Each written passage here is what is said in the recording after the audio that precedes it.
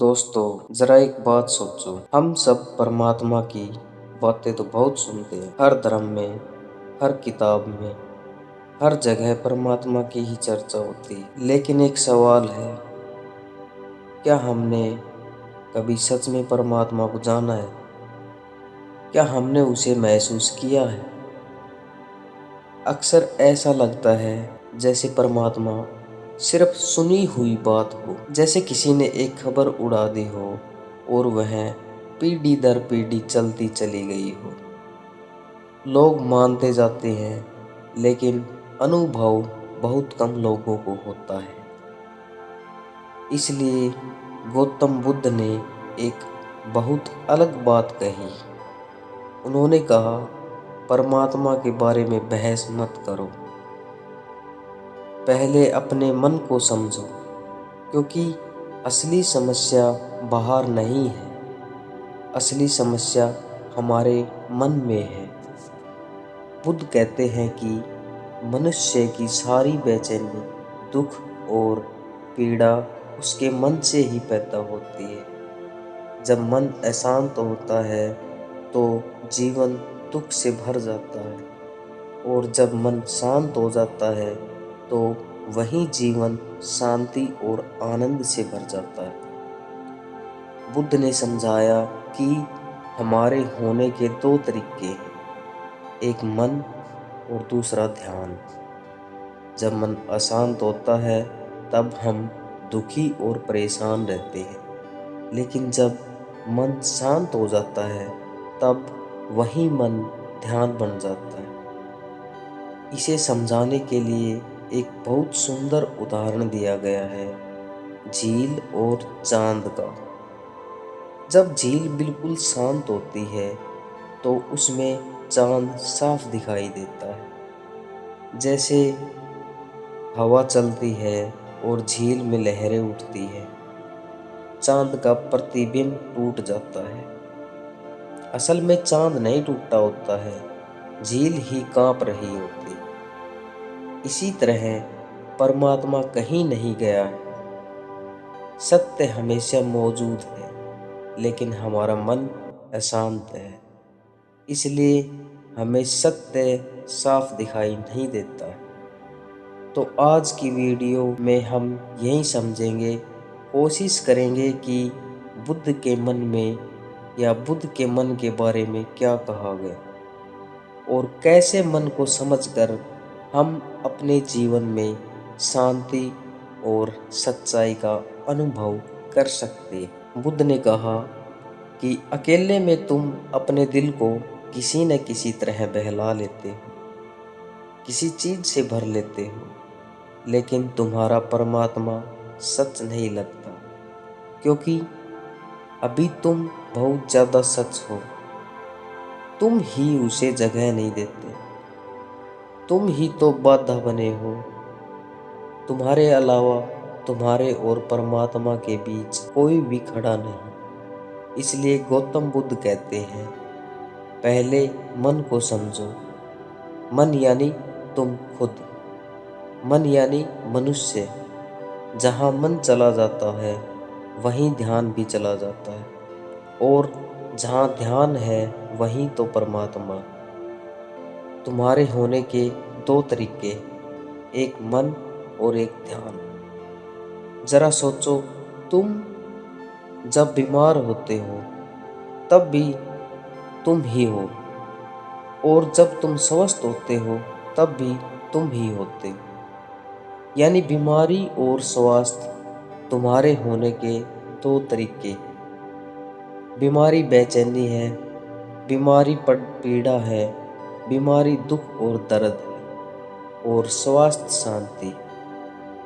जैसे कोई भटका हुआ आदमी घर लौट आए, जैसे कोई थका हुआ आदमी पेड़ की छाया में बैठ जाए। स्वास्थ्य सुख है, यह भी तुम्हारे होने का एक तरीका ही है। तो तुम्हारे होने का एक तरीका मन भी है, जो बीमारी की तरह ही है, और तुम्हारे होने का दूसरा तरीका ध्यान है, जो स्वास्थ्य की तरह है, जो परमात्मा है। जब तुम स्वस्थ होते हो तो परमात्मा जैसे ही हो जाते हो।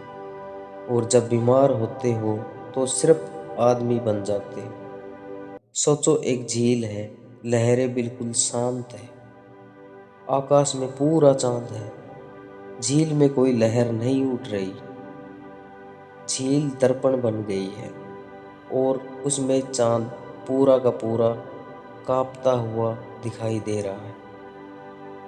फिर अचानक हवा का एक झोंका आता है, झील में लहर उठती है, झील कांपने लगती है और दर्पण टूट जाता है। चांद हजारों टुकड़ों में बिखरा हुआ दिखाई पड़ता है, लेकिन झील वही है और चांद भी वही है। फर्क सिर्फ इतना है कि झील कांप रही है, कांपती हुई झील बीमार झील है। इसी तरह तुम भी वही हो, परमात्मा वही है, सत्य वही है। फर्क सिर्फ इतना है कि तुम कांप रहे हो। इस कांपते हुए चैतन्य को मन कहते हैं, और जब चैतन्य बिल्कुल शांत हो जाता है तो उसे ध्यान कहते हैं।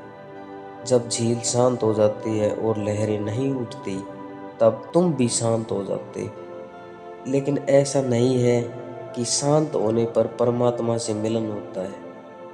यह भी मन की ही बात है। यह बात तो साथ मत ले जाना। इसलिए बुद्ध कहते हैं कि इन बातों की ज़्यादा चर्चा मत करो। इससे कोई फायदा नहीं होता, उल्टा नुकसान हो जाता है। इससे लोगों को समझ कम आती है और नासमझी ज़्यादा बढ़ जाती है। इसलिए इन बातों को ज़्यादा मत बढ़ाओ। बस सिर्फ इतना समझो कि मन कैसे शांत हो जाए, यह लहरें कैसे सो जाए, यह झील कैसे स्वस्थ हो जाए, ताकि उसमें परमात्मा का प्रतिबिंब दिखाई दे सके। प्रतिबिंब कहना भी सिर्फ बात समझाने के लिए है, क्योंकि उस दिशा में इशारा करने के लिए शब्दों का सहारा लेना पड़ता है।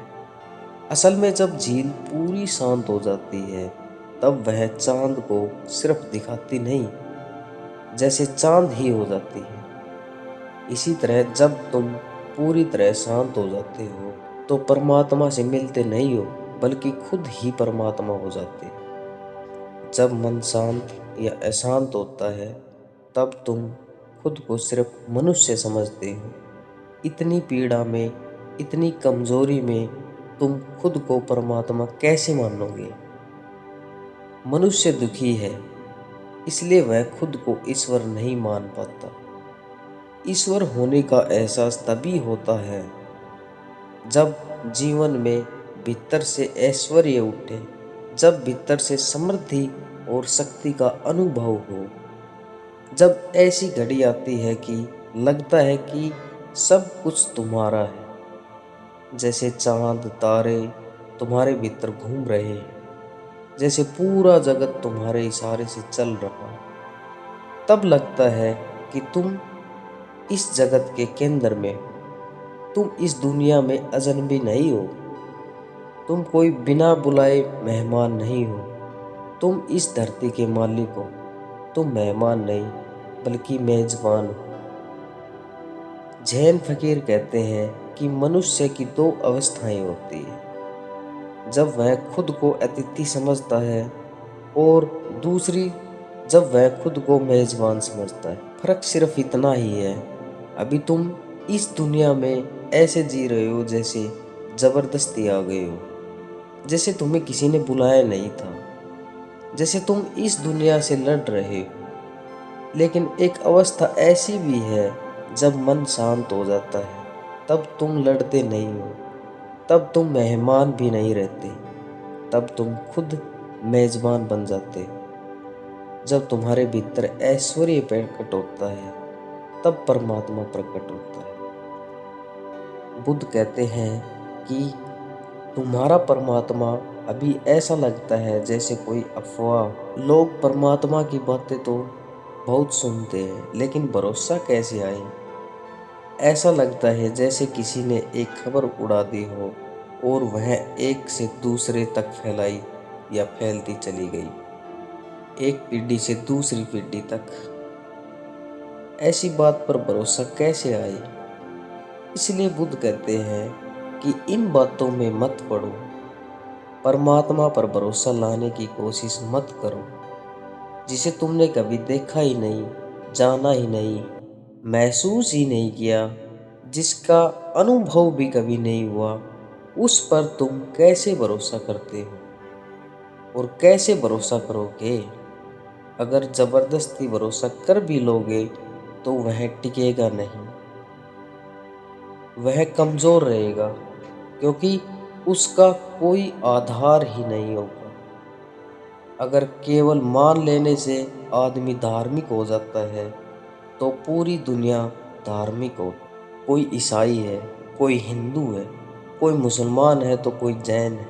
पृथ्वी पर नास्तिक बहुत कम है। और जिन्हें तुम नास्तिक कहते हो, अगर ध्यान से देखोगे तो वे भी किसी न किसी चीज पर विश्वास रखते हैं। अगर वे दास कैपिटल को मानते हैं तो कार्ल मैक्स को भी मानते हैं। अगर वे भगवान को नहीं पूजते तो व्लादिमीर लेनिन को पूजते हैं। अगर वे धर्म ग्रंथ नहीं मानते तो माओ जेडोंग की किताबों को मानते हैं। फर्क क्या पड़ता है? नाम बदल जाते हैं लेकिन आस्था वहीं रहती है। इसलिए बुद्ध कहते हैं, आस्था का आधार अनुभव होना चाहिए। बेकार की चर्चा मत करो। अगर सच को जानने का तरीका है तो सिर्फ बातें ही क्यों करते हो? अगर आंख बंद हो तो सूरज के बारे में कितनी भी बातें करो, वह सच नहीं लगेगा।